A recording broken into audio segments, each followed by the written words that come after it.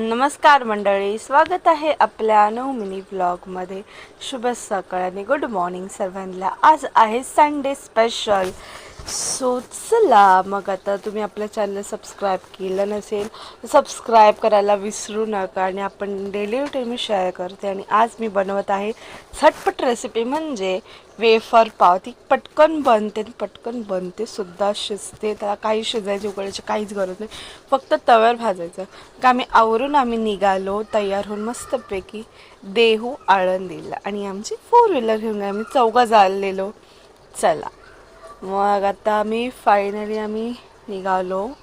आणि आम्हाला काही ट्रॅफिक वगैरे लागलं नाही. आमची आज पटापटा गाडी गेली. आणि माझं लुक कसं वाटतं कमेंटमध्ये नक्की सांगा.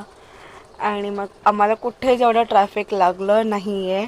आमचा नीट प्रवास झाला. आणि बरेच दिवस झाले आम्हाला देहू, आणि जे लोक पंढरपूर करतात त्यांना देहू आळंदी करावीच लागते. आणि मग इथे आम्ही पहिला स्टॉप घेतला CNGचा, कारण की CNGच्या 2च कांड्या होत्या. आणि मग आम्ही पोचलो देहूला, म्हणजे आळंदी. मग आम्ही तिथे चांगलं दर्शन घेतलं श्री संत गुरु तुकाराम महाराज. आणि इथे लाईन होतीच, 4 लाईन होते. आणि मग आज गर्दी होती, कारण की आता सुट्ट्या आहेत, सो त्याच्यामुळे मे बी गर्दी असेल.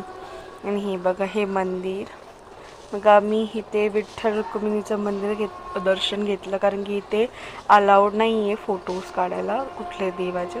आणि हे आहे ग्रंथ लिहिलेलं त्यांच्या हँडरायटिंगमध्ये, तुकाराम महाराजांची हँडरायटिंग तशीच्या तशीच त्यांनी राखून ठेवली आहे.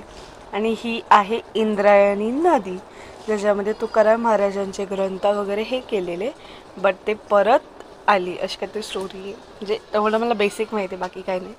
आणि मी ते मस्तपैकी आम्ही नदीच्या कडे इथे बसलेलो, मस्तपैकी व्ह्यू एन्जॉय केला.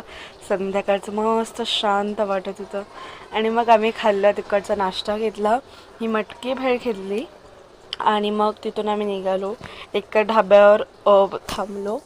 आणि आम्ही मागवलेलं mutton thali, chicken thali unlimited.